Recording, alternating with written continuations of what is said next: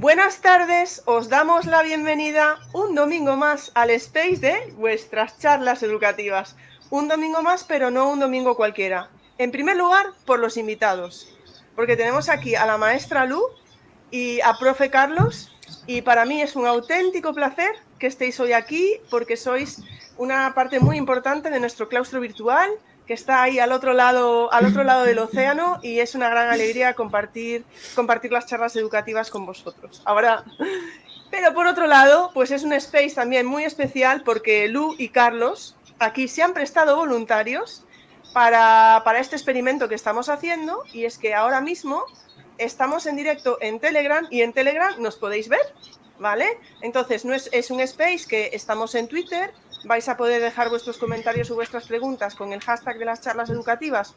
Como siempre, podéis escucharnos en Twitter simplemente, pero que sepáis que ahora mismo en el canal de las charlas educativas en Telegram estamos viendo al profe Carlos bebiendo, por ejemplo, y estamos los tres ahí y se está grabando en vídeo. ¿Esto qué quiere decir? Pues que quien lo veáis en diferido, pues podréis en el canal de YouTube, no simplemente, como pasa todos los domingos, ver el cartel de las charlas y escucharnos, sino que podréis vernos. Así que esperamos que vaya muy bien.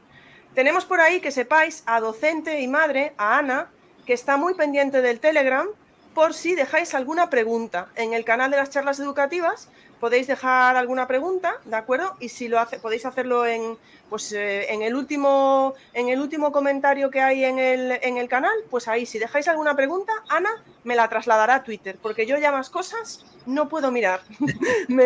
Entonces, Ana se ha prestado voluntaria. Muchísimas gracias que estás por ahí. Acordaros, ¿vale? Recordad, hay que poner el hashtag de las charlas educativas para que yo pueda verlo, porque ya no tengo más ojos, ¿vale? Entonces, vamos a empezar por el principio. Ya le he dado las gracias a Carlos, a Lu, muchísimas gracias a todos los que estáis aquí hoy. No me entraba el título completo en Twitter, he puesto educación en México y en Ecuador, pero es educación y atención a la diversidad. Y lo veréis porque nuestros invitados no solo son docentes, sino que también son madres y padres, madre y padre. Y creo que todo eso lo vais a ver ahora y vais a entender un poco más. Si no conocíais un poco pues a Carlos o a Lu, un poco más el significado de todo esto. Por lo tanto, para empezar, vamos a empezar con esa presentación. Presentación de cada uno. Empecemos por la parte educativa, ¿de acuerdo? Lu, buenas tardes, bienvenida. Bueno, buenas tardes ahí, que son mediodías, ¿no? Hola, buenas tardes. Sí, es mediodía. Exactamente, estamos en mediodía por acá. ¿Sí me oyen bien? Pues nada, pues puedes presentarte, Lu. Muchísimas gracias por estar aquí. Ok, ¿sí me escucho? Perfectamente, Ok, perfectamente. perfecto. Bueno, pues antes que nada, muchísimas gracias, maestra Ingrid. De verdad, yo llegué a este claustro hace poquito, yo creo que apenas cumpliré un año, y fue una maravilla para mí. Yo entré buscando respuestas sobre la situación de mi hijo, que les comentaré un poco más adelante, y encontrarla a usted en este space que nos reúne a tantísima gente, tanto docentes como mamás, papás, que estamos en busca de respuestas y de escuchar experiencias de otros colegas. Eso es una cosa que no tiene precio, y se la agradezco muchísimo y muchísimo más que me haya invitado el día de hoy y en compañía del profe Carlos. Muchísimas gracias. Y bueno, comienzo. Pues yo soy pedagoga, vivo en Jalapa, que está en el estado de Veracruz, México. Soy mamá de un niño con autismo, por lo cual eso me motivó a entrar a estudiar la maestría en educación inclusiva intercultural, para tener muchísima más información y más que nada las herramientas para poder ayudar a mi hijo a tener una vida muy estable.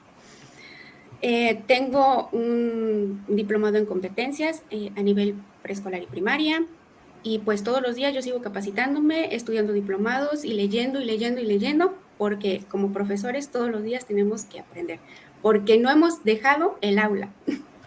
Eso queda claro. Y bueno, en la parte educativa eso es todo. Muchísimas gracias, Lu. Muchísimas gracias por tus palabras. Pero bueno, las charlas educativas están gracias a gente como tú, que venís aquí y nos contáis vuestras experiencias. Muchísimas gracias, Lu. Un placer tenerte Gracias, aquí. gracias. Carlos. Carlos sí que ya lleva un poco más en el claustro virtual, efectivamente. Así que, Carlos, muchas gracias por estar aquí hoy otra vez, porque, bueno, ya has estado por ahí por Telegram y estoy segura de que además será vuestra primera vez en el caso de Lu y de Carlos ya no, pero seguro que no será la última. Carlos, bienvenido, muchas gracias. Ojalá. Y esa presentación educativa. Mi querida jefa, pues muchísimas gracias tal como maestra Lu, por habernos invitado a estas charlas educativas. Nos sentimos más que estrellas, digo yo, estrellas educativas, no de otro tipo.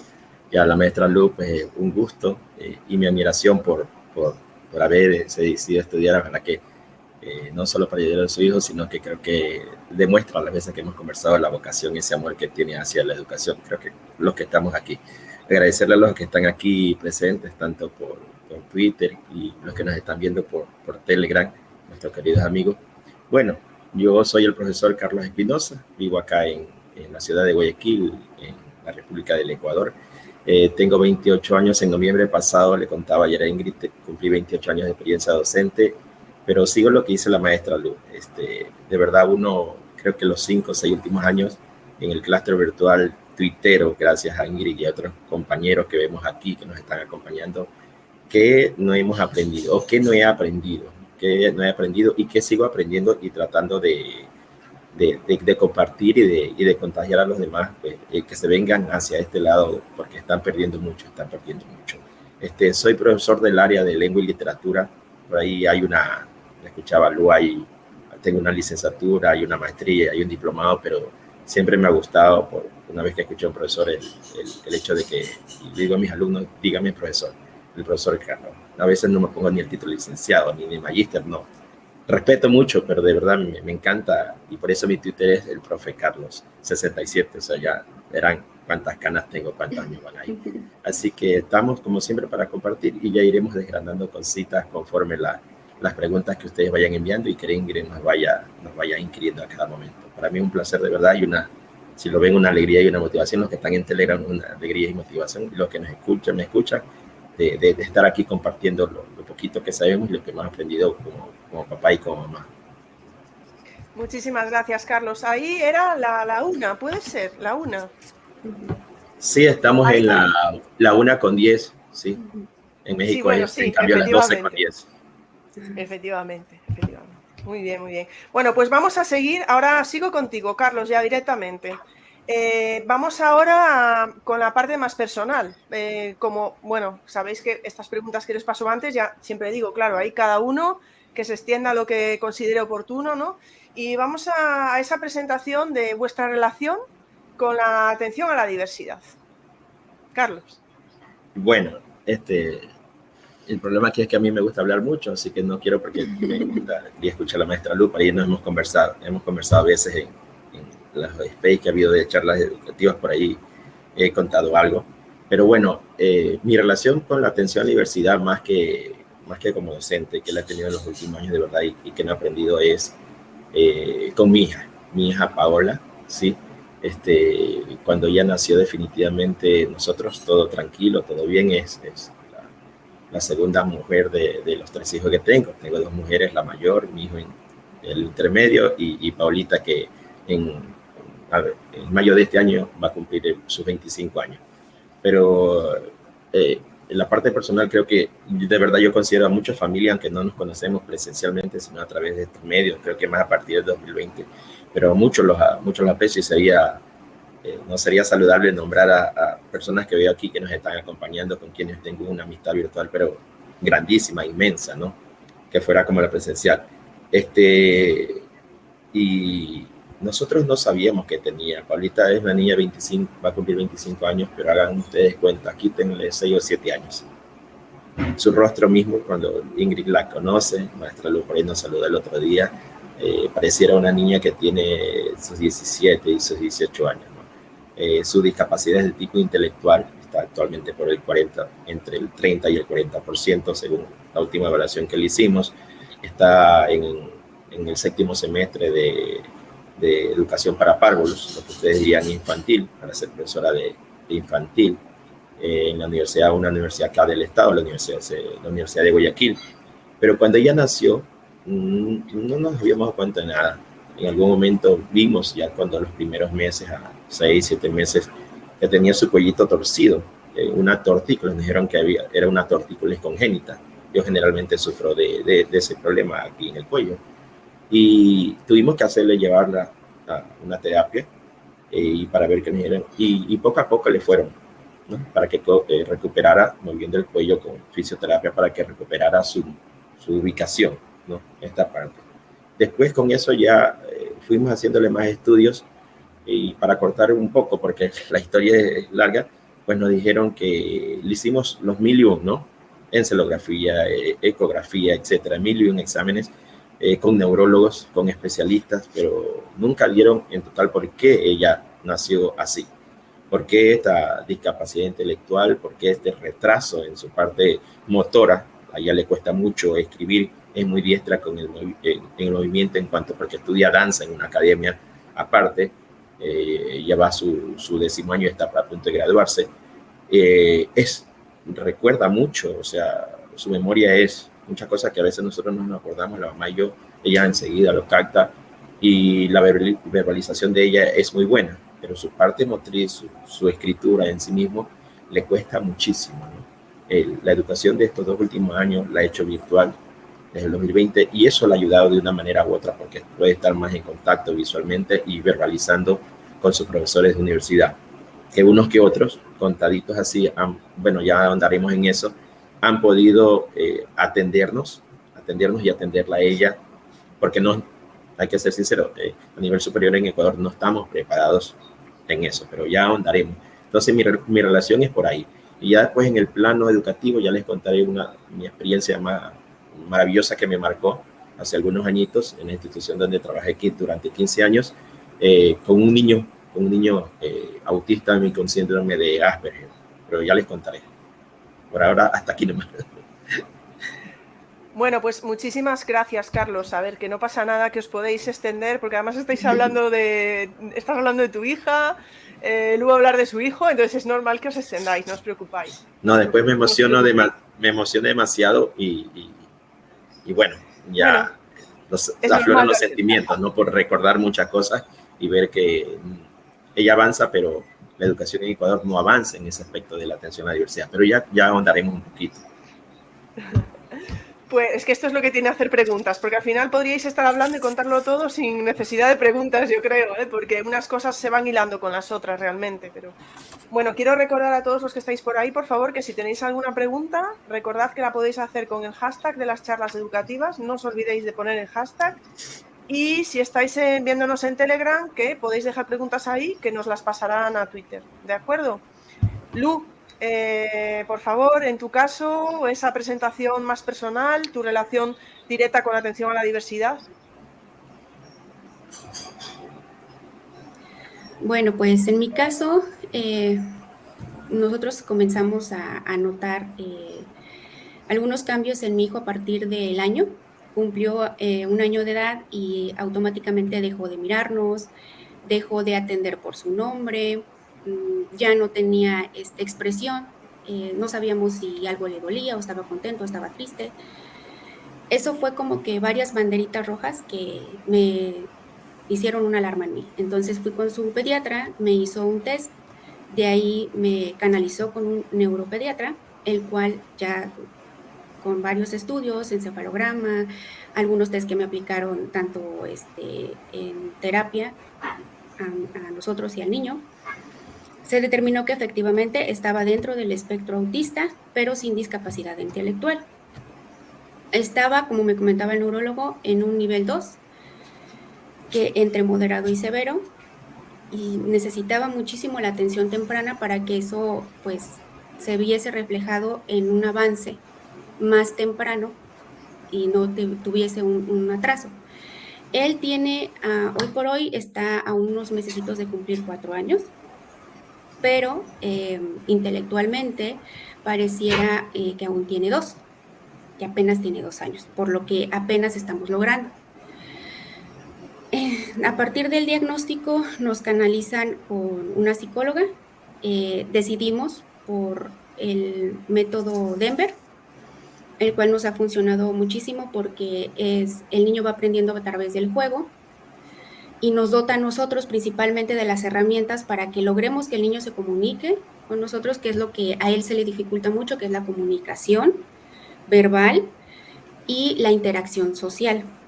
Mi experiencia no fue tanto con instancias públicas. Mi experiencia por cuestión de pandemia tuvo que ser forzosamente por instancias privadas, porque lo que nosotros necesitábamos era que pues él avanzara, lograra lo más pronto posible llegar a su desarrollo acorde a su edad. Eso era el principio. Ya con el tiempo te vas dando cuenta que lo único que importa es que tu hijo, en el momento que él lo pueda hacer, alcance sus logros.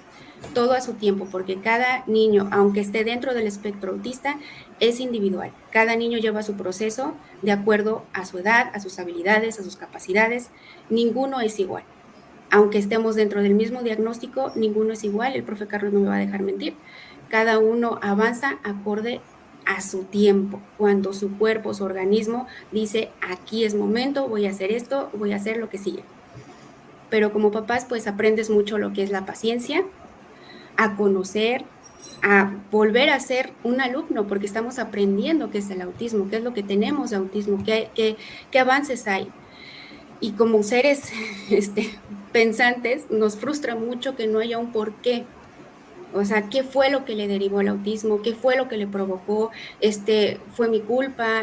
No me tomé ningún medicamento, hice algo mal, fue en el momento del nacimiento, no sé, muchísimas preguntas que se nos vienen a la mente, tanto papá como mamá.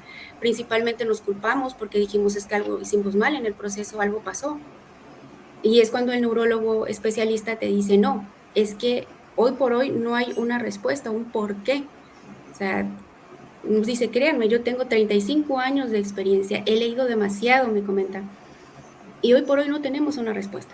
¿Qué más quisiéramos decir? El autismo es provocado por... No, se hacen estudios y han dicho que puede ser genético, que puede ser por ahí más que nada en lo genético, es lo que comentan, pero no tiene nada que ver que una vacuna, no tiene nada que ver la alimentación, no, hay tanta información chatarra que encontramos por todos lados que hay que tener mucho cuidado y como papás lo aprendes, a la mala, pero lo aprendes. Y básicamente, pues, en resumen, eso es lo que estamos viviendo con Alejandro, que tiene 3 años, ya casi 4. Y aquí sigo en el camino aprendiendo con él. Pues, a ver, es que tenemos un problema, porque es que el profe Carlos se ha emocionado mucho con tus palabras, Lu. Los que están en Twitter no lo están viendo, pero los que están en Telegram sí lo están viendo. Y yo creo que ahora Carlos me lo dirá, pero yo creo que es por esas preguntas que todo padre se hace, ¿no? Y que toda madre se hace. Carlos, ¿quieres decir algo? Sí, efectivamente. De verdad, te admiro, maestra Lu. Y en el caso de mi hija tiene otro tipo de discapacidad, pero lo que tú cuentas de Alejandro, un besote y un abrazo grande para él. Yo lo viví con este chico, un chico que recuerdo nombre y apellido, voy a dar solo su nombre, Francisco, ya estará en universidad, sé que está en universidad y que lo está haciendo muy bien, y que cómo me removió a mí el piso eso, ¿no? Cuando conocí a Francisco dije, en un noveno grado acá, sería para ustedes el segundo de eso, estamos hablando de un niño de 13, 14 años, en esa época que tenía, ¿no? El autismo y el síndrome de Asperger, pero un niño muy inteligente, cariñoso, cuando ya lo llegué a conocer. Mi esposa me decía en ese momento, porque ya nos hicimos tan amigos que él me escribía, me chateaba para preguntarme si esa actividad que estaba haciendo la estaba haciendo bien, si era así, y a veces, muchas veces hasta 9, 10 de la noche, y le comentaba a mi esposa y me decía, tenle paciencia. Tienes acá a Paola y tú ves como profesor, tenle paciencia. Y fui aprendiendo. Francisco removió mi piso y en ese momento yo dije, estaré hablando hace unos 10 años más o menos atrás, me di cuenta de que no sabía nada en ese aspecto de atención en la universidad, que es lo que a poco que habíamos aprendido en la universidad, en el camino. Ya ahí en esa época, si estoy hablando de entre 18 y 20 años de experiencia, me dije, no sé nada, tengo que aprender, tengo que buscar y tengo que ir aprendiendo con él. Me hice muy buen amigo de su mamá, que era la que estaba ahí, ¿no? Así como maestra Luz me hace recordar, su mamá estaba ahí, no se cansaba de estar ahí, de estar comunicarse con nosotros, de preguntar y todo, ¿no? Y, y lo teníamos, y yo le preguntaba, en esa época ya estábamos hablando del Free Classroom, de la clase invertida, ya se hablaba, ya en el claustro, seguía Raúl Santiago cuando estaba por la provincia de Misiones en Argentina, antes de la pandemia, y yo le decía, ¿tú crees que esto? Le decía a la mamá, ¿tú crees esto? Trabajando con Francisco así, nos podía servir haciendo una adaptación. Sí, me dice Carlos, todo, porque ella lo ayudaba. Un chico de una posición de una familia acomodada, que tenía todos los medios, que viajaba cada cierto tiempo a los Estados Unidos. Tenían, ¿no? Y tenía 1001 profesor, pero en un momento determinado la familia se dio cuenta que el 1001 profesor no le servía, sino que había que caminar por otro lado, ¿no? Y así nos ha tocado acá, por si acaso, para que los amigos que van llegando, saludos, si alguien quisiera preguntar aquí siguiéndonos en el SPI está mi esposa, si la ven ahí, está como oyente, Amelia González, está con lentes, con un vestido azul. Así que si le quieren preguntar algo, ella pues también les puede contestar o tuitear, o le damos de pronto un pase. Pero ella es más emocional que yo, inclusive porque mi mamá y ella son las que, yo por mi trabajo, pero mi mamá y ella son las que siempre han estado ahí con Paola en todo, en sus exámenes, en sus cuestiones. Yo he tomado un papel un poquito más importante ya a partir de que Paola ingresó a la academia de danza. Soy el representante de ella, estoy con ella en todo ahí. Me gusta ver cómo va evolucionando, pero después sí me gustaría tratar otro temita que a veces creo que nos enfocamos en cómo hacer tantas 1001 adaptaciones, pero que nos olvidamos de una cosa muy esencial con estos niños con algún tipo de discapacidad. Así que maestra Luz, mi admiración, mi aprecio, y aquí seguimos, Ingrid. Así que cualquier pregunta, cualquier inquietud, vamos avanzando. Es que estamos hablando, ¿no?, de que Alejandro tiene 3 años, va camino de 4, pero Paola ya tiene 25. O sea que además esto también resulta bastante interesante porque tenéis unas experiencias diferentes, ¿no? Porque no es lo mismo llevar con tu niña, ya una chica, ya una mujer, 25 años, que llevar 3 cada 4, ¿no? Yo creo que tenéis experiencias diferentes y eso también es muy interesante. Vamos a pasar a la siguiente pregunta. Y bueno, Carlos, si tu mujer se quiere incorporar en algún momento, mejor que sea ahí al lado tuya, porque si no, no se le va a ver en Telegram y se le va a escuchar luego en el diferido. O sea que lo dejamos ahí en el aire. Vamos a la siguiente pregunta que teníamos por aquí. Vamos con Lu. Y era, ¿cómo es la educación en vuestro país? Etapas, obligatoriedad, tipos de centros, recursos, etcétera. Lu, lo que nos quieras contar. Bueno, la educación en México principalmente está regida por el artículo 3º constitucional, el cual establece que toda persona tiene derecho a la educación y es obligación del Estado, la rectoría del mismo e impartirla.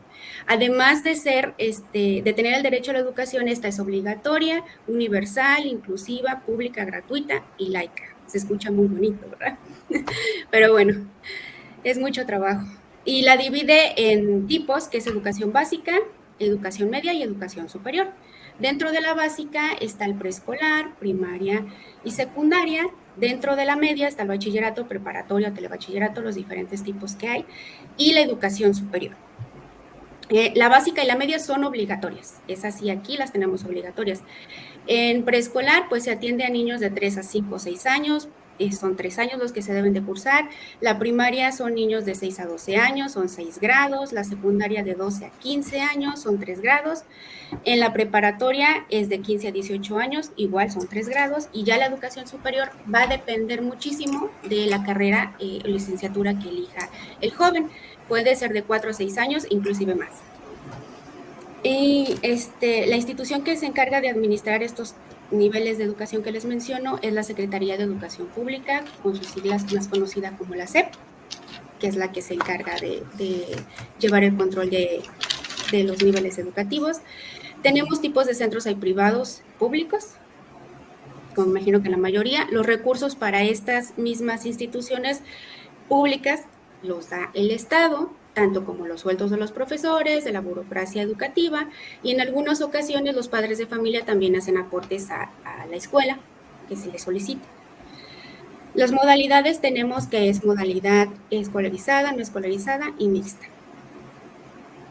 Las opciones, ahora sí vamos a lo que nos interesa, las opciones que tiene el alumnado con diversidad. El Estado creó los centros de atención múltiples, los que denominamos CAM. Aquí atienden a niños a partir de los 43 días de nacidos hasta los 18 años. ¿Cuál es su objetivo principal? Pues hacen uso de los planes y programas regulares vigentes ahorita en educación para darles a los niños ese seguimiento de acuerdo a sus habilidades, a sus capacidades, para poderlos incorporar a la escuela regular. ¿Cómo lo logran ellos? Pues hacen adaptaciones curriculares de acuerdo a la necesidad que tengan los alumnos, los niños y adolescentes. Atienden a niños y adolescentes que tengan alguna discapacidad, discapacidad múltiple o algún trastorno del desarrollo grave. Para quien no se vea beneficiado, no alcance a cursar lo que es la educación regular, existen los CAM talleres, que tienen como objetivo principal, pues dotar al niño de las herramientas que necesite para que tenga una autosuficiencia, un autocontrol principalmente.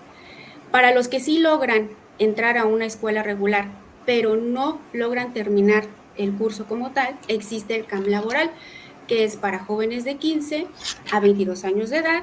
Se dota principalmente de las competencias laborales, competencias para la vida misma, para poderlos incorporar a un trabajo digno en el cual tengan un sueldo y puedan subsistir.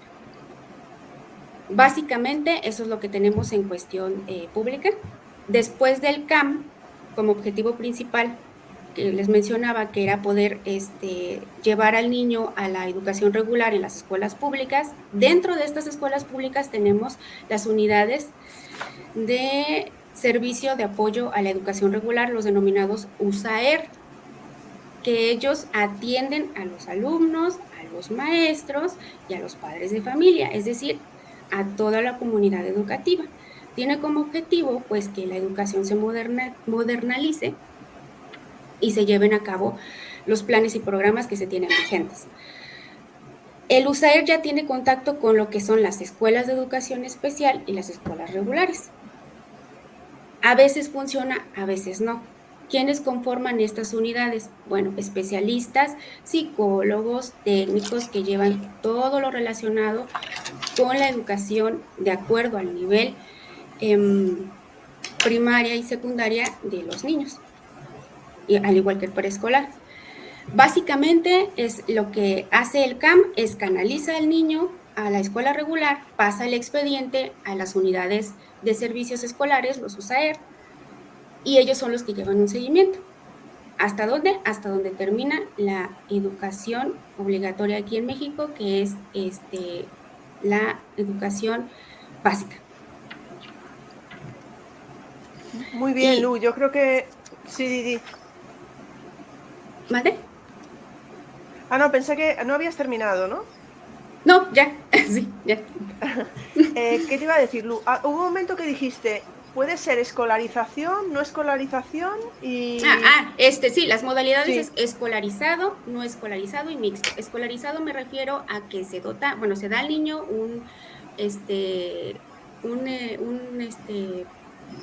un salón de clases, se le lleva un calendario escolar, los planes y programas vigentes. En el no escolarizado cambia un poquito porque solamente es los fines de semana. El mixto puede ser una combinación de ambas, a lo que también llamamos la educación en línea, ya entraría aquí. Esas son las 3 modalidades que tenemos por acá. Las opciones también, las opciones que me había faltado mencionar es la educación inicial, la educación especial y la educación para adultos. La inicial, pues como bien lo dice, es a partir de los 43 días de nacido a los 3, 4 años de edad, antes de que entre al preescolar. Hay personas que tienen la oportunidad de tener esa educación inicial, no todas, pero algunas sí. Después está la educación especial, pues que atiende a niños con discapacidad, o algún tipo de trastorno, y después ¿cuál fue la que mencioné? Ya se me fue por estar así. La de adultos, la de adultos. Ah, perdón, sí, la de adultos, que esa es a partir de los 15 años en adelante para personas que no hayan culminado su educación básica o las que de plano no hayan podido cursarla por alguna razón. Básicamente se busca la alfabetización de la comunidad. Pues muchísimas gracias, Lu. Has hecho una revisión muy completa. Creo que tenemos bastantes puntos en común aquí en España. Algunas diferencias, pero yo veo bastantes puntos en común. No sé qué opinará la gente. Vamos a ver cómo es en el caso de Ecuador. Carlos, coge ya la pregunta sobre la educación y sobre el alumnado con diversidad. Bueno, a mí como alumnos pusieron a volver a estudiar, así que yo tuve que mi cuaderno puso todos mis apuntes. Bueno, parecido. Bueno, por aquí ya la veo que también se ha integrado mi Paulita también como oyente al Space y paso por aquí. Bueno, acá tenemos la educación en el Sistema Nacional de Educación, como se denomina acá, regido por el Ministerio de Educación, y de ahí hay lo que se llaman los distritos educativos que alojan a varios colegios de acuerdo al sector o a la zona de residencia. Entonces tenemos tres niveles de manera básica. El inicial, la educación inicial, la educación básica general y el bachillerato que se llama hace algunos años Bachillerato General Unificado. Ya les explicaré el porqué. La educación inicial tiene dos subniveles, el inicial 1 y el inicial 2, así de sencillo, ¿no? El inicial 1, que no es obligatorio para la familia, es hasta 3 años. El inicial 2 comprende 3, 4 y 5 años, de 3 a 5 años de edad. Tal como en México también la Constitución de la República del Ecuador manda, ¿no? Decreta de que la educación es un derecho de los niños, ¿no? El deber de la familia, que inclusive llega hasta el nivel superior, que sería un nivel que no está contemplado aquí, sino ya lo rigen otras leyes, otra institución, que sería la educación superior, la de la universidad. La educación básica general tiene en cambio 4 subniveles, ¿sí? Tiene la preparatoria, que lo llamamos aquí, tiene 10 años, sería el primer grado, eso los llamamos grados, ¿sí? Es el de 5 años, para que se ubiquen, ¿no? Y de ahí viene los otros 3 subniveles, se ubican, van agrupando 3 grados. El de básica elemental, que le llamamos, es segundo, tercero y cuarto grado. Estamos hablando de niños de 6 a 8 años, 6, 7 y 8 años para cada grado. Básica media, que es quinto, sexto y séptimo grado, de 9 a 11 años, 9, 10 y 11. Y ahí, en teoría, es donde finalizan la primaria, es decir, en el séptimo grado a los 11 años. Si bien ahora antes teníamos la primaria y secundaria separado, pero ahora tanto la primaria como la secundaria, repito, están en lo que se llama educación básica general, de primer grado a 10º. Lo que sería la secundaria para ustedes lo denominamos acá el subnivel básica superior, que es 8º, 9º y 10º grados, niños de 12, 13 y 14 años. ¿Ya? Ahí termina todo lo que es educación básica general, que es el segundo nivel, y de ahí viene el tercer y último nivel antes de la educación superior, que es lo que le llamamos bachillerato general unificado, ¿sí? En cambio, aquí ya no le llamamos grados, sino le llamamos cursos. Primero, segundo y tercero bachillerato, de 15, 16, 17 años. Hace algunos años, ya son más de 10 años, teníamos el bachillerato por especializaciones, bachillerato en ciencias, aunque también hay un bachillerato técnico y hay también el bachillerato internacional que lo pueden ofertar más que todos los colegios privados, ¿no? En el fisco se oferta poco, o se ha ido perdiendo eso. El bachillerato en ciencias tenía lo que eran especializaciones, filosóficos sociales, físico matemático, químico biológico. Entonces tú entrabas, hacías un test en lo que ahora es 10º grado, tercer curso de secundaria, y de ahí te perfilabas hacia qué especialización. Yo, por ejemplo, fui sociales porque me gustaba literatura, historia, geografía. Entonces eso te encaminaba a más o menos escoger una. Ya desde ahí todavía como que no estás decidido a qué escoger. Estamos hablando de un niño de básica superior de 14 años que tiene que escoger con una prueba, con un test, qué va a seguir, y ya en su vida profesional ya lo decidía en el bachillerato, ¿no?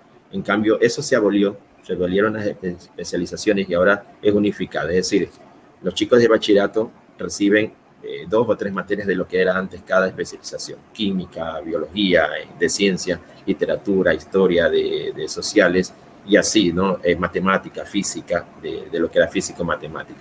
Entonces, como que tienen un abanico cuando ya van a la universidad de que pueden, como han recibido de todo, pero lastimosamente ese de todo es una mezcla exagerada de una cantidad de horas que tienen los chicos de bachillerato que prácticamente terminan atosigados porque tienen demasiadas horas para lo que hay en la semana, ¿no?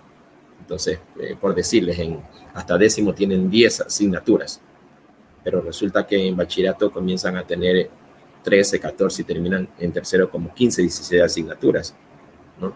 Que muchas veces es en vano porque apenas hay asignaturas que tienen 1 o 2 horas clases a la semana y no se le da tanto el sentido. Pero bueno, así estamos hasta ahora. Y repito, ahí el bachillerato en ciencias, el bachillerato de carácter técnico, algo así como lo que ustedes tendrían como la FP, la formación profesional, porque inclusive y el bachillerato internacional. Aquí hay algo que me gustó, que no lo había yo revisado, porque siempre estoy enfocado en el bachillerato en ciencias, que los colegios que ofertan el bachillerato técnico tienen la posibilidad de crear un año más con tipo de especialización, por eso digo tipo de la formación profesional. Inclusive los profesores y los alumnos pueden recibir algún tipo de salario si convierten ese bachillerato técnico en lo que llaman unidades de producción, es decir, si comienzan a producir cierto tipo de artículos que resulte que sea necesario para el pueblo, para la comunidad, barrio, sitio donde se encuentran. Entonces eso le llaman unidades de producción y tanto los docentes como los alumnos pueden recibir un salario mínimo, pero para los chicos beneficioso y para los profesores también, pero la institución, inclusive que las ganancias que tengan, tienen que revertirlas en invertir para mejoras de la institución. Me parece algo interesante, ¿no? Entonces, como para cerrar, resumimos que tenemos 4 tipos de instituciones educativas. Los centros de educación inicial, que ofertan lo que es la educación inicial, el primer nivel. Los de escuela de educación básica, que pueden tener inicial o no, pero pueden tener solo los 10 grados de educación básica general. Los colegios de bachillerato, repito, ciencias, bachillerato en ciencias, bachillerato técnico y el bachillerato internacional, que son los mismos de bachillerato en ciencias, pero que tienen ese plus de ofertar el bachillerato internacional porque tienen la capacidad para hacerlo, ¿no? Y tienen esa flexibilidad de que pueden cambiar o adaptar su malla curricular de acuerdo a unos esquemas, pero que satisfaga al tipo de alumno que tienen, al tipo de familia. Y tenemos las unidades educativas, que ahora son la mayoría, inclusive fiscales, que son las que ofertan todo, es decir, tienen desde inicial hasta tercero de bachillerato. Eso se le llama unidad educativa. Donde yo estoy actualmente, que es en la parte fiscal, he reingresado a la parte fiscal o pública. Se llama Unidad Educativa Fiscal Sara Flores Jiménez. Tiene desde inicial 1 y 2 hasta tercero de bachillerato, es decir, es completa. Pues muchísimas gracias, Carlos. La verdad es que nos habéis hecho aquí una descripción muy detallada, tanto del sistema educativo en Ecuador como del sistema educativo en México, que, volvemos a repetir, tienen puntos en común. Carlos, tú siempre haces referencia, lo comparas con el sistema educativo español. Tienes un gran conocimiento del sistema educativo español. ¿A qué se debe? ¿Es solamente por Twitter, por lo que estás en contacto con nosotros o...?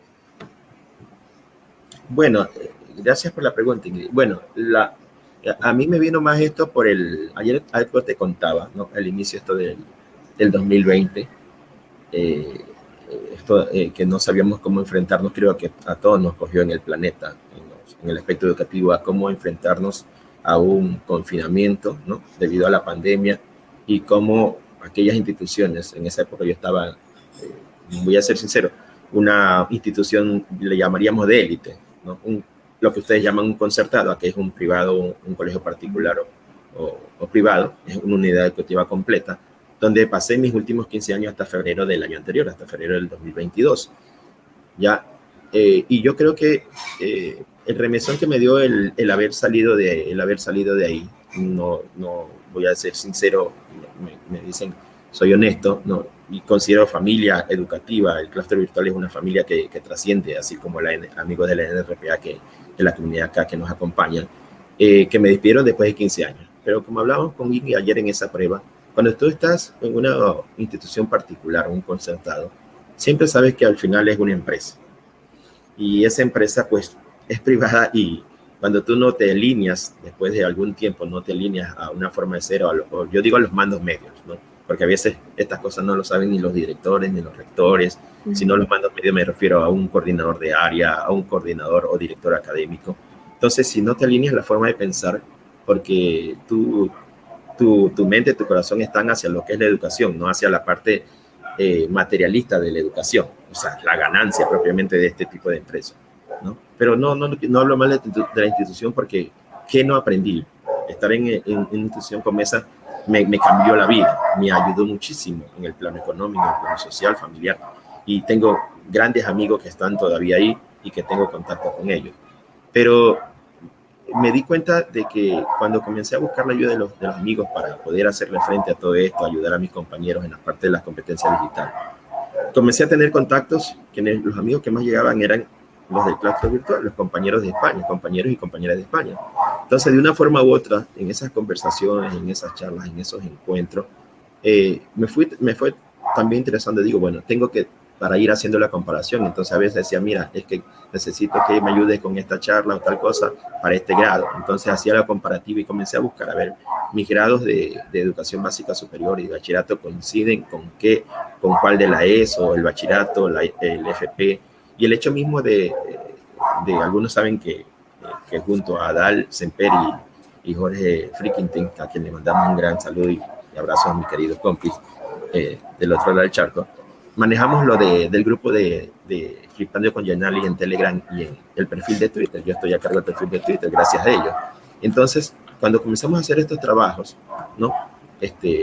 También de Geniali, había que agruparlos de una manera u otra. Entonces, de ley, como la mayor parte de los integrantes son de allá, compañeros y compañeras españoles, yo tuve que comenzar a realizar cómo estructurarlo, que no sabía que era la FP, ¿no? Entonces comencé a ver a la formación profesional y comenzamos, y ya me comencé a empapar de esto, y siempre entonces ya se me hace más fácil ver cuando escucho en las charlas de los miércoles o el SPAY de los domingos, cuando alguien está hablando de FP, de tal cosa, ya sé, ¿no? Ya me guío, y yo creo que eso también demuestra que el interés genuino, ¿no?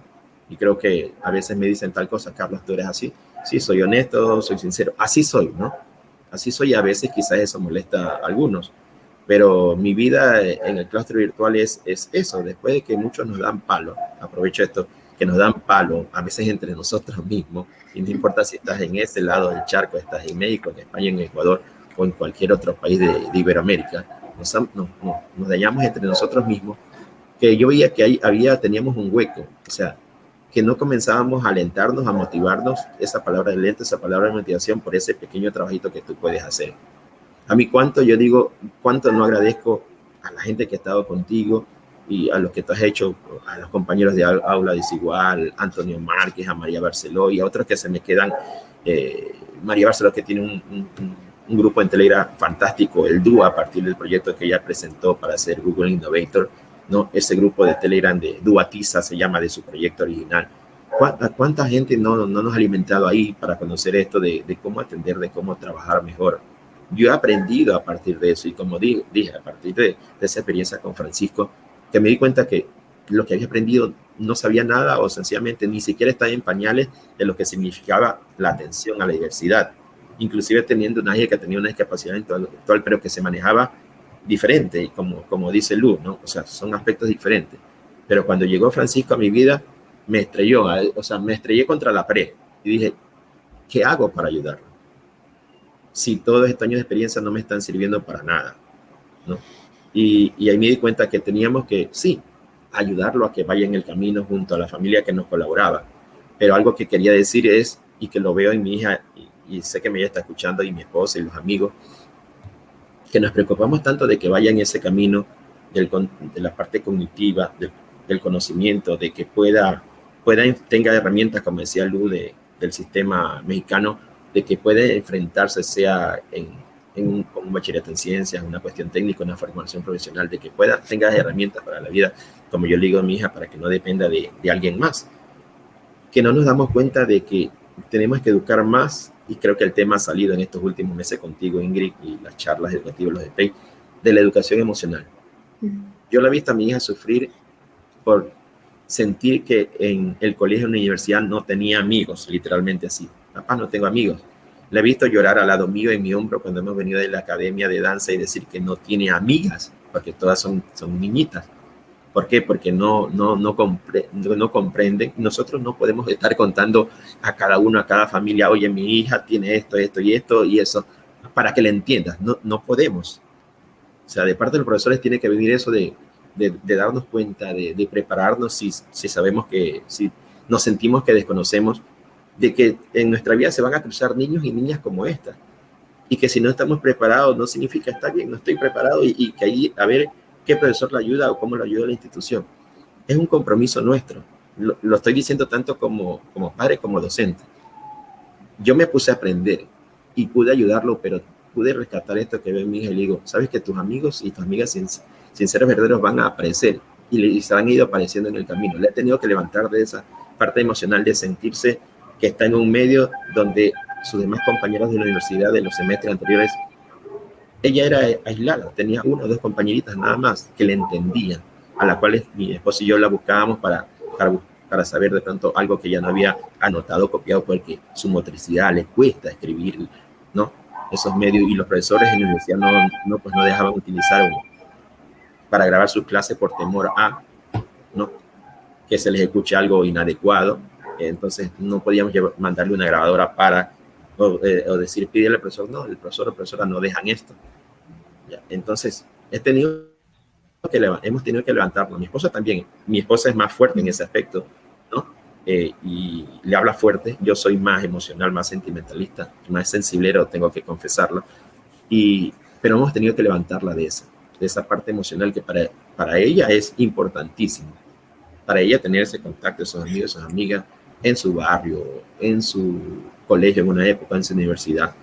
Y en buena hora, con el transcurso de los años, ella conserva verdaderos amigos y amigas de la época del colegio y tiene unas 2 o 3 amigas y tiene asimismo sus 2 o 3 amigas en la academia y aquí en su barrio que le estiman y saben cómo ella es. Pero esa parte creo que a veces las vamos dejando a un lado, de que estos niños necesitan esa parte. Y cuando un niño como estos, sea con autismo, sea con Asperger, sea con discapacidad intelectual o físico de otro tipo, como Paola, como Alejandro, etcétera, hace esa conexión contigo, se lo cuento, en la parte emocional, tú tienes mucho para trabajar lo demás, la parte cognitiva. Lo digo porque lo viví y lo sentí con Francisco. Y hasta el día de hoy, a pesar de que yo no estoy ahí y él ya se graduó también, porque ya en 10º, estuvo hasta 10º grado, yo lo conocí en 9º, está en 10º y a mitad de 10º grado ya la familia se lo llevó a una institución en los Estados Unidos, abrirle más campo, y sé que está bien. Y a pesar de eso, a veces me escribe en Navidad, me manda un mensaje y todo lo demás. Hola Carlos, ¿cómo estás? Espero que esté bien. Junto a la familia, su mamá también, ¿no? Y qué gusto saber de que ese niño hizo contacto contigo cuando era difícil hasta tocarle su cabello. Los compañeros me decían, Carlos, no le toques, porque él se exasperaba y todo lo demás, ¿no? Como decía Lu, hay casos y casos. Cada caso sí puede ser autismo Asperger, pero cada caso es diferente. Sí puede ser una discapacidad intelectual física, pero cada caso es diferente, es diverso. Pero llegó a tal punto esa conexión que yo le podía ya después, que yo inclusive en algún momento nos llegábamos a abrazar sin problemas, sin ese rechazo de un niño que sentía que todo lo que decían a su alrededor los compañeros era para burlarse, para aprovecharse de él. Pero esa parte, esa conexión emocional, compañeros, compañeras, le permite a uno manejar la parte cognitiva ya después, quizás, yo lo voy a decir, quizás más suave. Es complicado, es difícil, pero si nosotros hacemos esa mea culpa que nos falta cuando vienen uno de estos chicos y chicas y nos estrella y nos dice y nos da duro y nos pone a pensar, estoy preparado para este tipo de chicos. Y me digo sincera y honestamente, y yo te decía ayer, salir de esa zona de confort a la cual yo nunca regresaré ni quiero regresar, y decir, sí, no lo sé, tengo que prepararme, tengo que hacerle frente y tengo que ayudarlo, tengo que buscar el mecanismo, si me puede costar noches, ojeras y todo lo demás, sí, pero tengo que hacerlo porque no quiero que mucha gente sea Carlos Espinosa, ni maestra Luz, ni Ingrid Mosquera, sino que seamos sencillamente los profesores, los maestros, los docentes, que estas familias y estos chicos, estas chicas ponen y confían en nosotros y nos toca. Y aquí muchos lo han dicho y por eso yo comparto. De verdad, Ingrid, maestra Luz, discúlpame por haberme extendido. Muchísimas gracias, Carlos. Antes de ir a la última pregunta que teníamos, hay aquí algunas preguntas que están dejando con el hashtag de las charlas educativas. Esta es para ti, maestra Lu. Ana, que está por ahí ayudándonos con Telegram también, pregunta, Ana, docente y madre. Lu, ¿mejor esa separación? Como hablabas de que había escuelas de educación especial, etcétera. ¿Cómo ves? ¿Mejor esa separación o la inclusión en el aula ordinaria?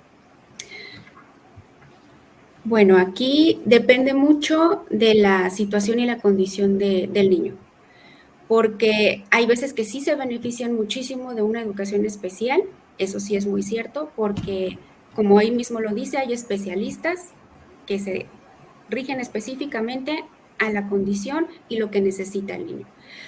Llevarlo a una educación regular, ¿qué implicaría? Pues que ya se tenga el conocimiento, tanto tú como padre, como de la institución o del lugar donde ya te dicen que puedes incluirlo en una educación regular, ver si de verdad el niño ya está listo para llevar ese tipo de educación. Las dos tienen pros y contras, pero ahora sí que ya va a depender muchísimo de la condición del niño, la capacidad que tiene, la habilidad que va adquiriendo, la edad principalmente, no la edad como tal, sino la edad en su desarrollo. ¿Qué edad tiene de acuerdo a su desarrollo? Porque eso es lo que va a implicar muchísimo que el niño aprenda o no aprenda. Y hay que ser realistas. En las instituciones regulares lo que buscamos es homogenizar, es decir, hacer un individuo igual. Igual, ¿por qué? Porque así lo marca. El niño tiene que aprender a cierto tiempo tal cosa. Y si no lo aprende, újule, pues pues no vas por aquí, ¿no?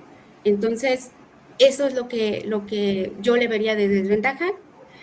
Y la ventaja, pues sí, hay inclusión, hay participación, se desenvuelve en la interacción social, le beneficia mucho al niño, eso sí lo he visto, he sido testigo de, pero sí, básicamente dependerá muchísimo de la condición que tenga el niño y lo que necesite en ese momento. Y puede ser también, Lu, a veces depender de en qué colegio caiga, con qué profesores tenga la suerte o no tenga la suerte de dar, vamos. Eso puede pasar también. Como Ese estaba es, diciendo Carlos, ¿no? Los profesores que se implican, los que no. básicamente ese es el punto clave. Si hay vocación o no hay vocación. Porque cuando un profesor tiene vocación, busca, como el profe Carlos bien lo dijo, mi mayor admiración, profe, buscas la manera de ayudarlo. No te pones una barrera, porque la principal barrera que tenemos ante la inclusión es la sociedad, el desconocimiento de un tema. Y el profe que hizo, bueno, yo no conozco sobre este tema, pero voy a aprender cómo ayudar a mi alumno, voy a aprender cómo acercarme a él, cómo dotarlo de ese conocimiento que me marca el plan de estudios que debe de tener el niño a cierto momento, pero cómo puedo hacer que eso se logre, ¿no? Pues investigas y tratas ahora sí que meter tu parte sensible, porque no nada más es de que botas conocimiento, no, porque no nada más se trata de que llegues a una clase y digas, bueno, mi objetivo de hoy es que aprendas a sumar. Sí, habrá quien lo haga de una, pero habrá quien le cueste un poco más, y no necesariamente porque tenga alguna discapacidad o algún trastorno. Hay neurotípicos sin ningún tipo de problema que no aprenden al mismo ritmo que los demás. O sea, aquí ya dependerá de ti como profesor. ¿Qué quieres enseñar? Sí, quieres enseñar un conocimiento, quieres darles esa herramienta para cuando salgan a la sociedad, pero ¿cómo? ¿Cómo vas a dar ese conocimiento? Hay que también ser esa parte de empatía y de entender, bueno, el chico no está entendiendo por qué está pasando, ¿no? Ahí también tiene mucho que ver la participación de la familia. Los papás tienen que estar en contacto directo con los profesores. Si quieres que tu hijo tenga un avance productivo, no puedes separarte de la escuela. Yo entiendo que hay papás que trabajan, que están todo el día en el trabajo y dejan al abuelo, al tutor encargado del niño, pero aún así hay que estar pendiente. Ahorita la tecnología ya no nos permite separarnos. Ya no hay pretexto. Puedo escribirle al profesor, profesor, ¿cómo va mi hijo? ¿Qué pasó con esto? O sea, hay que tener esa parte de involucrarnos más. Hay que ser esa comunidad educativa que de verdad se necesita. Entonces, respondiendo a la pregunta, pues sí, es importante incluirlos en una educación regular, pero va a depender muchísimo de la condición del niño, de la condición, la habilidad y el desarrollo que tenga en su momento. Sí, un momento, Carlos. La verdad es que estáis haciendo unas aportaciones muy buenas. Carlos, que a ti no te lo dije porque, bueno, ya pasé directamente a Lu, pero estás haciendo, es que al final, Lu, yo creo que estás hablando, y ahora ha pedido la palabra Carlos, pero creo que estás hablando de que es una cosa de toda la sociedad, ¿no? Has dicho de la familia, del profesorado, de la condición que pueda tener el propio peque. Así que, bueno, no, yo estoy totalmente de acuerdo. Creo que Carlos quiere decir algo. Sí, sobre eso mismo. Cuando nosotros, el primer inconveniente fue nosotros como familia aceptar que en este caso Paola tenía esa dificultad. Mi esposa, como te contaba ayer, Ingrid, mi esposa actualmente, bueno, su segunda carrera es abogada, igual que mi hijo que siguió, y Paola está siguiendo en cambio la parte de educación como papá, aunque para párvulos, para los más pequeños. Pero ya les contaré cómo devino eso. Pero mi esposa también es profesora como yo y nos conocimos en el último año de universidad. Entonces, mal para ella. Ya, pero cuando nosotros, en el sector que vivimos actualmente, en el norte de la ciudad de Guayaquil, ya vamos a cumplir en este mes, próximo mes de febrero, de 16 años. Cuando nosotros nos enteramos y aceptamos, porque nos costó aceptar que Paula tenía esa dificultad, porque nuestros dos hijos mayores, ninguno, ni Candy, ni Carlos Eduardo, no tenían. Entonces, ¿por qué? Como decía Lu, el por qué. ¿Qué culpables no nos sentimos mi esposa y yo? Porque nunca nos aclararon todo, no lo tenemos claro, el por qué, por mí, por ella, no sé, por algo. Desde mi esposa dijo lo mismo, Lu me hacía recordar, algo no me tomé, algún medicamento, alguna vitamina que me mataron en ese momento, en esa época de embarazo. Ya, nosotros nos costó aceptar, pero cuando lo aceptamos fue el primer paso para avanzar. La tuvimos a Paola por nuestros contactos como profesores en escuelas que pensábamos que nos podían ayudar, pero donde los niñitos de primero o segundo grado resultaron crueles, porque no lo hacen con esa intención, sino que son niños y niñas, ¿no? Y nuestra hija, no había día que no llegaba, tenía su especie y todo lo demás, que no llegara llorando a la casa. No quería ir, tenía su uniforme bonito, todo lo demás, o sea, el ambiente de la institución como tal, una unidad educativa de película, ¿no? La conocíamos, que daban una buena educación, pero no había ese manejo por más que las profesoras se esforzaran, pero no había ese manejo de la cuestión de la atención a la diversidad, de la inclusión. La sacamos de ahí, la pusimos después en una institución fiscal cerca y se quedaba una semana. Cuando ya vivíamos acá, tenía que yo llevarla los domingos. Nos acordamos con mi esposa hace 2 semanas atrás, y ella se quedaba de lunes a viernes allá, porque la escuelita quedaba cerca de donde antes vivíamos. Se quedaba con mi mamá, en la casa de mi mamá, con mi papá, con mi tía, con la tía de ella, con mi hermana, ¿sí? Con mi hermano, y que la criaron desde pequeña, ¿sí? Pero ella también sufría, no porque los niños eran crueles, sino porque pasaba de lunes a viernes lejos de su familia, de su mamá, de su papá y de su hermano y su hermana. Entonces yo los viernes que salía de mi trabajo me iba a la casa de mi mamá y la iba a ver, y me venía en un taxi con todo, y pasaba la noche el viernes, el sábado, y el domingo en la tarde había que estarla llevando. Dijimos, hasta aquí basta. Y dijimos, bueno, un tiempo acá, y nos pusimos a buscar en el sector, y lastimosamente intentamos esa inclusión en esa época. No resultó. Hablo del caso de Paola, porque puede que con otros resulte, ¿no? No digo que no estoy a favor de, quizás en la actualidad, en este momento, como se están manejando las cosas, hay una esperanza, pero todavía nos falta mucho acá en Ecuador. Porque en las instituciones particulares como tal, en donde yo estuve, lo que hacíamos era sencillamente disminuir el número de actividades para atender a estos chicos nivel 1, nivel 2, nivel 3, pero no hacíamos una verdadera inclusión, porque los alumnos decían, no, a él tiene que hacerle o ponerle otra cosa, otro tipo de actividad, pero era una forma de rezagar, porque los chicos mismos lo apartaban, porque sabía que este niño tenía este nivel de dificultad y no se lo integraba al grupo. Ahí va lo que decía Tolo Perrocal hace un rato, la educación emocional, lo que decía. Entonces, hasta que encontramos, Ingrid y Maestra Lu y amigos y amigas del claustro, una institución cuyo nombre no nos olvidamos porque es un nombre tan bonito y que de verdad que era Mundo Azul. Así se llamaba la escuela, Mundo Azul, que quedaba a 10 o 15 minutos de donde vivimos actualmente. Ahí Paola comenzó a hacer desde su 4º grado en adelante, cuando ya tenía los años para estar en 6º grado, no en 4º. ¿Ya? Y ahí encontró Paola niñitos de toda condición, no solo de discapacidad intelectual, niños con síndrome de Down, niños con autismo, niños con Asperger de todo tipo. Y ella se convirtió de una forma u otra, era la directora de una psicopedagoga, se convirtió en la maestra de esos otros niños. Yo digo que quizás ahí le nació ese amor porque tenía ese contacto. Los niñitos, cuando yo la iba a ver a su escuela para retirarla, cuando no tenía expreso, la querían, preguntaban por ella, inclusive cuando años después que salió y ella quiso ir a ayudar en 2 o 3 temporadas en la época de invierno, los vacacionales que le llamamos por acá, entre febrero hasta abril. Ella iba a ayudar sin sueldo, solo yo la llevaba, la iba a dejar y después la iba a ver para ayudar a la maestra, para estar en contacto, y se encontraba con estos niñitos y la querían muchísimo. Pero ya digo, o sea, una mezcla de niños con diferentes tipos de discapacidad intelectual más que todo y algunos con severa cuestión de discapacidad física. Pero así se crió, se educó Paulita y terminó la primaria. Hasta cuando ya le tocó secundaria, ¿qué hacemos?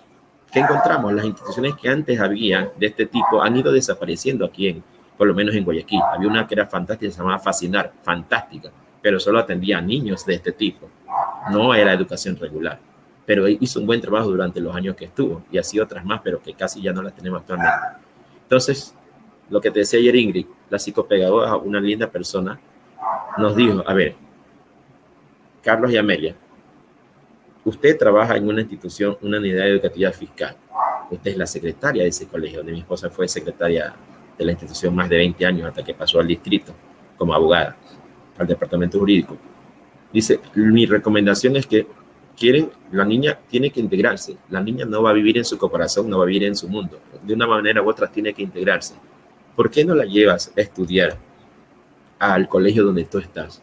Donde tienes tus amigos, tus compañeros, que de una u otra forma los tienes en el día a día y vas a poder acceder a ellos, hasta exigirles que le hagan esas adaptaciones y todo lo demás.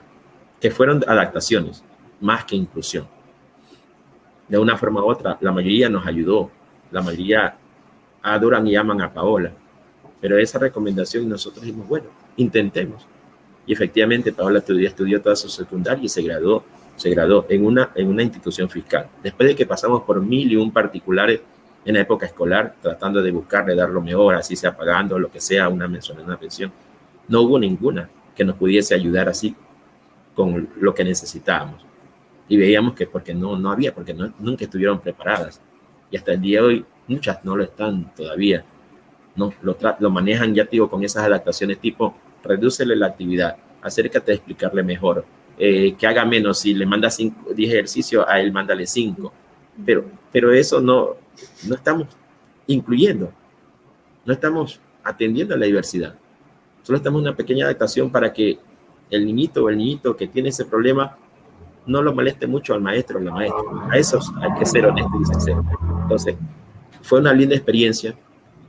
Tiene grandes amigos y amigas verdaderos que entendieron dentro del aula de clase su necesidad, y hubo quizás el 80% de maestros y maestras amigos que nos ayudaron, pero no todas las familias tienen eso que tuvimos nosotros, de poderla tener en la misma institución donde mi esposa de una manera u otra como secretaria del colegio los supervigilaba y les exigía que hagan, ¿no? que enseñen verdaderamente y que traten.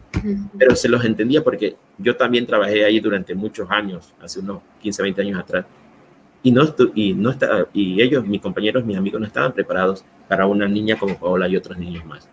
Pero se comenzaron a aparecer estos casos en la educación ecuatoriana y se ha comenzado a preparar.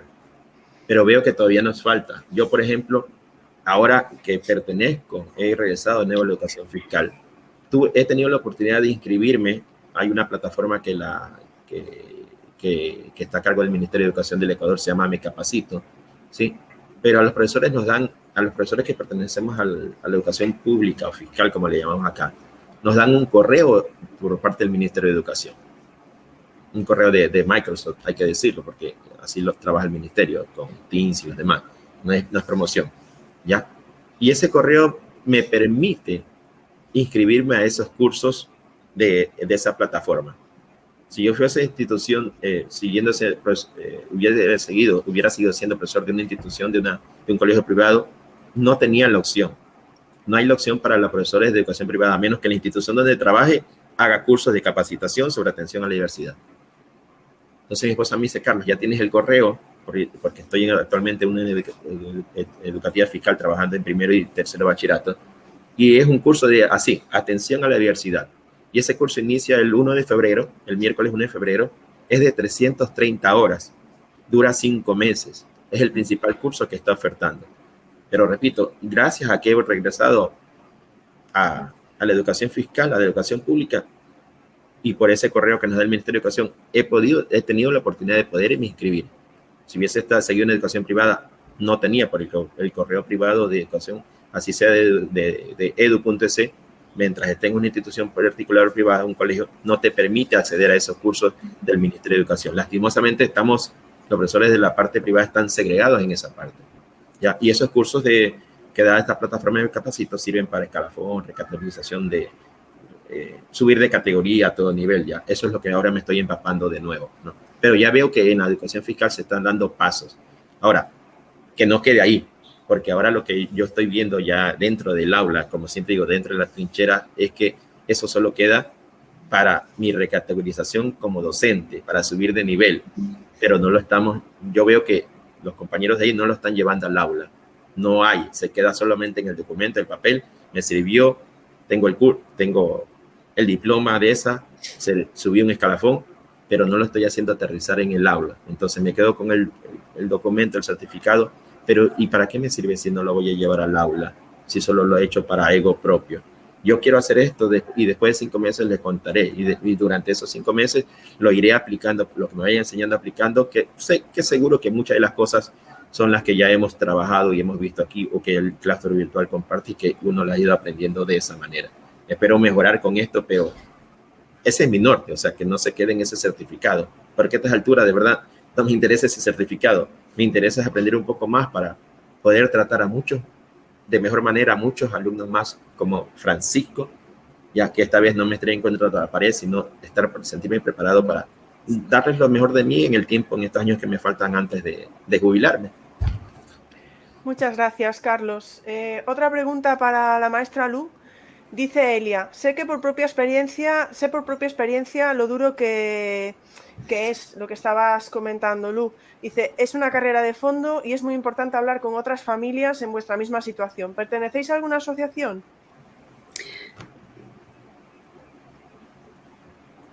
Por el momento, no pertenezco a alguna asociación, como tal. Lo que sí tengo es que gracias a Twitter y a los espacios que se abren, he podido tener mucho contacto con familias, no solo de México, sino de otros países que viven la misma situación, ya sea con peques, con autismo, adolescentes, jóvenes e inclusive personas que lo viven en primera persona, personas que son adultos autistas, adolescentes autistas, jóvenes autistas.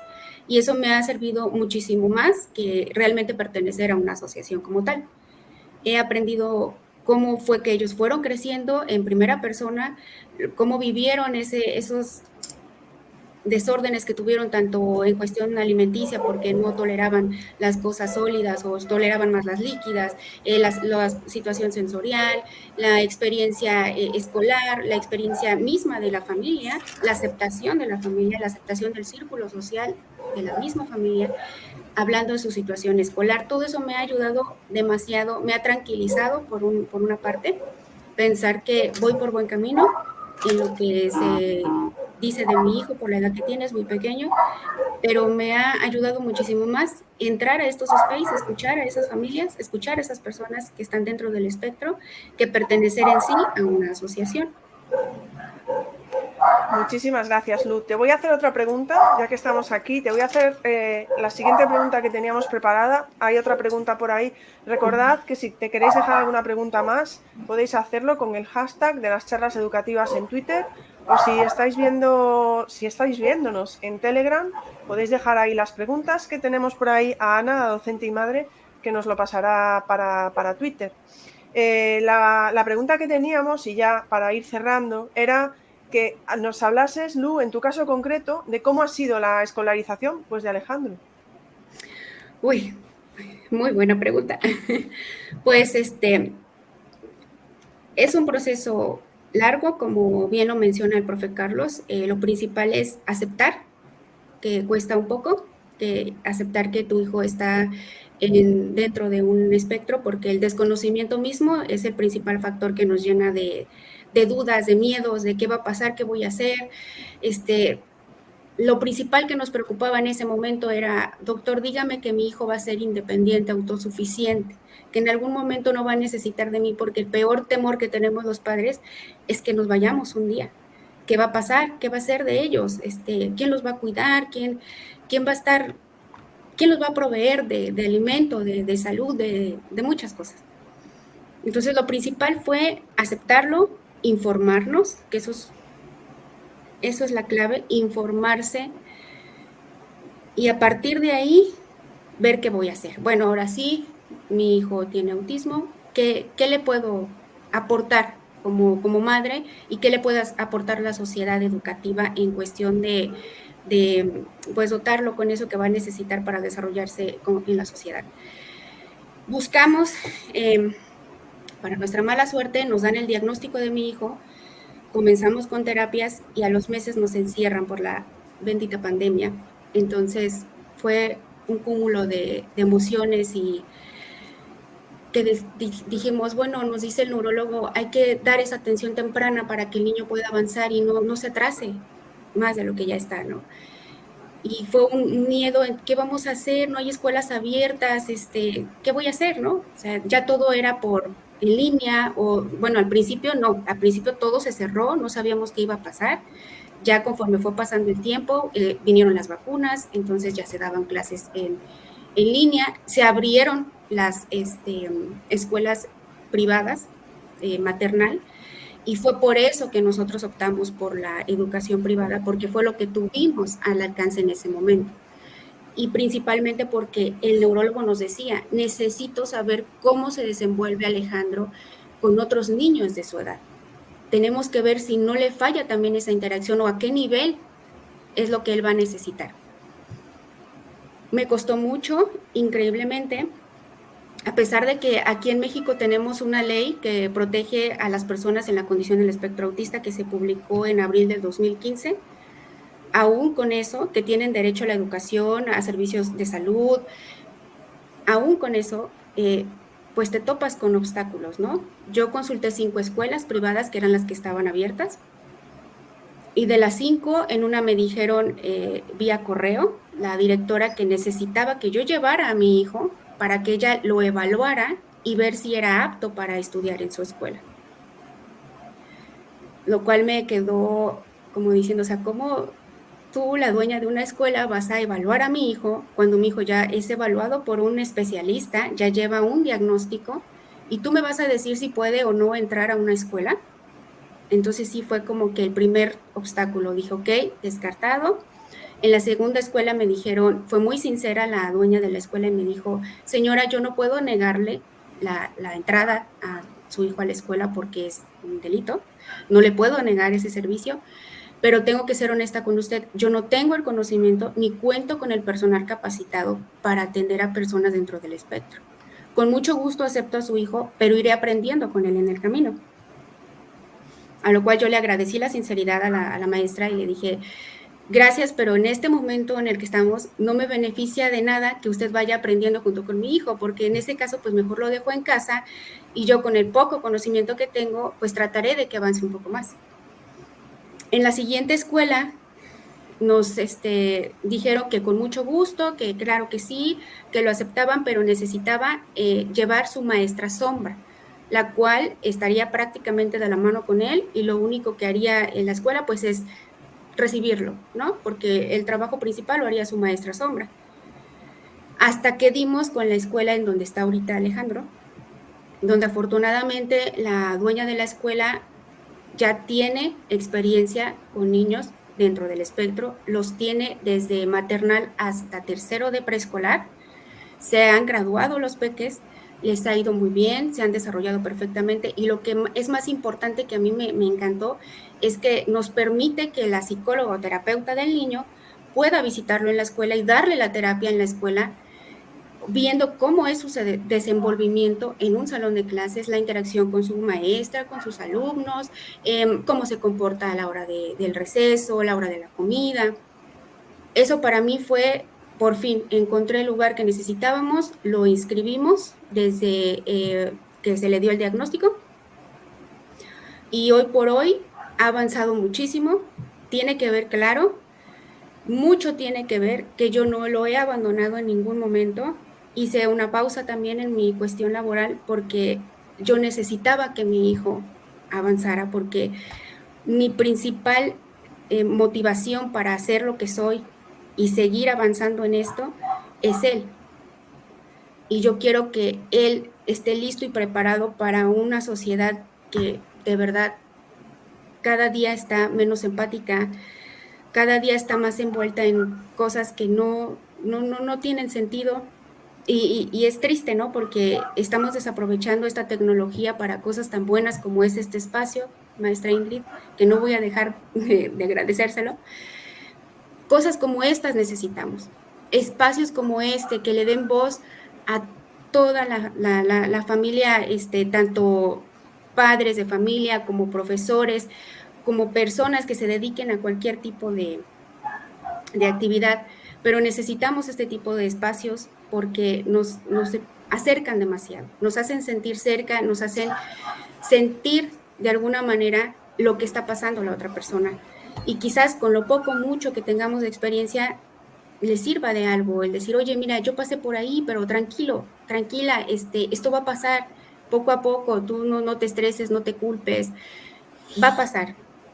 ¿Cómo? Con paciencia, ¿cómo? Aprendiendo, leyendo, tratando de interactuar con tu hijo, porque el principal objetivo es que tu hijo se logre comunicar contigo, y de ahí lo demás se da poco a poco. Entonces, esa fue mi experiencia en cuestión de la escolaridad de mi hijo. También por su condición tiene muchos problemas gastrointestinales, le dan muchas infecciones en el estómago, se la pasó prácticamente 5 meses enfermo. El pediatra nos dio como una recomendación dejarlo descansar un poco de la guardería, porque la guardería, como muchos papás sabemos, es un foco de enfermedades. Entonces, si un día no tiene gripa, el otro día tiene tos, de pronto ya le dio vómito, de pronto, bueno. Entonces, tuvimos que dejarlo descansar un tiempo de la escuela, lo cual se da una baja por salud y se regresa de nuevo a incorporarse con sus actividades, en este caso de primero de preescolar, que es de acuerdo a su edad. Y lo que nos comentaba la profesora es que yo como mamá sentía que no estaba listo aún para estar en primero, pero ella me decía que era un beneficio porque el avance que tiene Alejandro le iba a permitir ahora sí que aprender junto con sus compañeros lo que es ya ahora sí la escolarización. Ya no es nada más el juego, el maternal, el desarrollar habilidades, ya va a ser más la escolarización. Esa parte pues la entendimos y dijimos, bueno, perfecto, ustedes son las que saben. Y ya dijo que en este caso se pide una dispensa, se le llama, a la Secretaría de Educación, para que mi hijo vuelva a repetir el tercero de preescolar, para que ahora sí, cuando lo ingresemos a una primaria regular, ya vaya con lo necesario, que es lo que pide la educación básica en cuestión preescolar. Por esa parte fue que nos quedamos ahí y que se ha notado un gran avance, principalmente, como comentaba, porque estamos todos juntos, o sea, es una participación, los especialistas, su pediatra, su neuropediatra, la terapeuta, los profesores y los papás, porque si no está esa comunidad, el niño no va a lograr avanzar, no va a haber ese avance como tal, como comentaba el profe Carlos, porque no todos los profesores te apoyan. No todos están dispuestos, no todos tienen esta disponibilidad de decir, ok, mira, yo te voy a apoyar, ¿qué necesito? ¿Cómo le hago? ¿Por dónde entrar? No todos. Los que sí, son pocos, pero con eso nos basta, porque sabemos que el trabajo es largo, es un camino muy largo por recorrer. Principalmente, repito, la sociedad necesita una reeducación sobre la empatía. Necesitamos ser más visible, o sea, hacer más visible lo que ya está, porque es muy fácil pasar de largo y decir, bueno, eso no me pasa a mí, no me interesa. Bueno, quizás no te pase a ti ahorita, pero no sabemos en un futuro te pueda pasar, porque es eso lo que impide las barreras con las que nos vamos encontrando en el camino. Yo siempre he dicho, no hay niños crueles, existen papás crueles y los hijos aprenden, porque la primera casa de educación son la familia. Porque he escuchado muchos papás que van y te llevan a los niños y te dicen, ahí se lo dejo, ahí lo educa.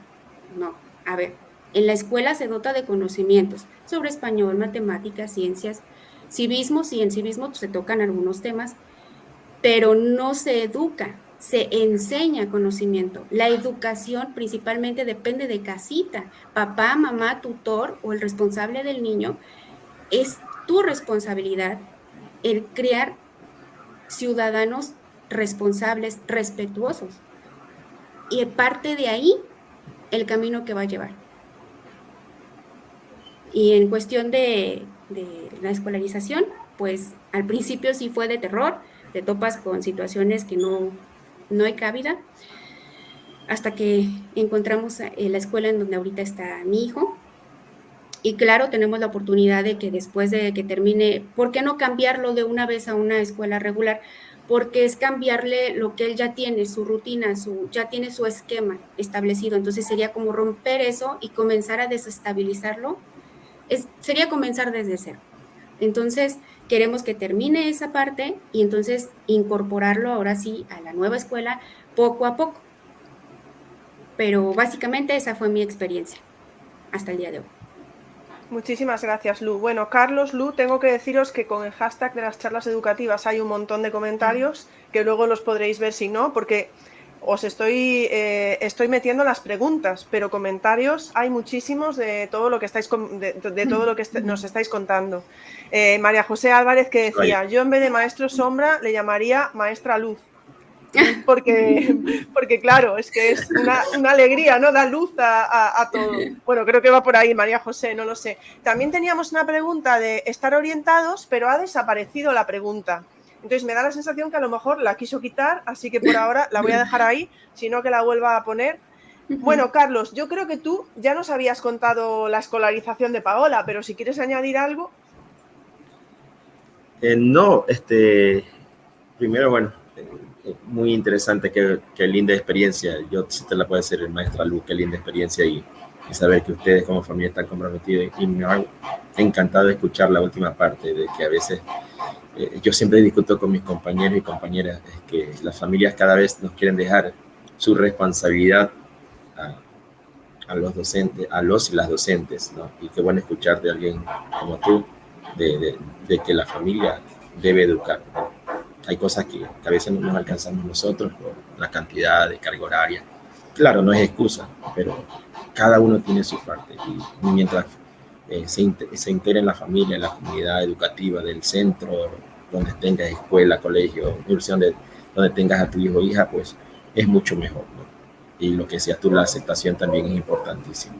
No, creo que mi gordita ya se va a la iglesia, anda por aquí, creo que también se emocionó que escuché que la nombré, pero bueno, sencillamente decir que no dejes de luchar, que no dejes de pelear, que a veces nos falta el tiempo, que a veces estás muy cansado, pero cuando haya esa oportunidad de aprender, de capacitar, miren, yo ya voy en abril cumpliré 56 años, pero regresar a la parte de la educación fiscal o pública, como les dicen ustedes, me ha permitido recuperar muchas de las cosas que pensé que de pronto las había perdido de tantos años de estar en educación privada, concertada, que es muy buena, no tengo nada contra ella, pero estoy recuperando quizás parte de esa educación, de ver que hay una realidad en la que tenemos, como ustedes dicen, una ratio que es inmensa. Yo en la actualidad tengo casi 40 alumnos por aula, con 6 y más paralelos. Entonces, imagínense, he pasado de un plano a otro, pero esa es la educación que tenemos y tenemos que, hasta que cambien la cantidad de alumnos por aula, hasta que cambie la ratio, hasta que lleguen todos esos cambios que nosotros decíamos para mejorar, para quizás dar una educación más personalizada, más individualizada, pues eso es lo que tenemos y lo que hay por ahora hasta que lleguen todos esos cambios y se dan las oportunidades de aprender, de mejorar, de estar preparados y de ayudar a tipos de familia como Lu, como la nuestra, pues, y que como decía Lu, hoy no me toca, pero en algún momento a la final dentro de tu familia te puede tocar y qué bueno que estemos preparados, que ya hemos aprendido algo y que estemos predispuestos. Leí algo, no sé si era de Tolo Berrocal de alguien más, el maestro José Blas y Kiki están por aquí, a José Blas, quien no lo conoce y cómo han trabajado, cómo trabaja estos temas. Maestro José, un gusto tenerte aquí que nos ayuda con todo lo demás, María José, Rocío, Tolo, Dulcinea, la gran Dulcinea, todo eso que anda por aquí también, y otros más que mi Paqui Hidalgo, Malena, desde Argentina, que nos acompaña, Malenita, y otros más que siempre están aquí, ¿no? Y que de una u otra manera comenzamos a aprender y ayudarnos entre nosotros, que es lo más valioso. Yo he vuelto, creo que estoy teniendo una segunda oportunidad de seguir mejorando, de seguir capacitándome, y ahí les iré comentando en Twitter con mis tweets cómo me va a partir el día miércoles con ese curso que va a durar 5 meses de atención a la diversidad. Vamos a ver qué cosas buenas tiene, qué hay que mejorar y qué es lo que está ofreciendo la parte fiscal, la parte publicadora. Creo que va a ser muy bueno y ahí les iré comentando, pero ese es mi camino ahora.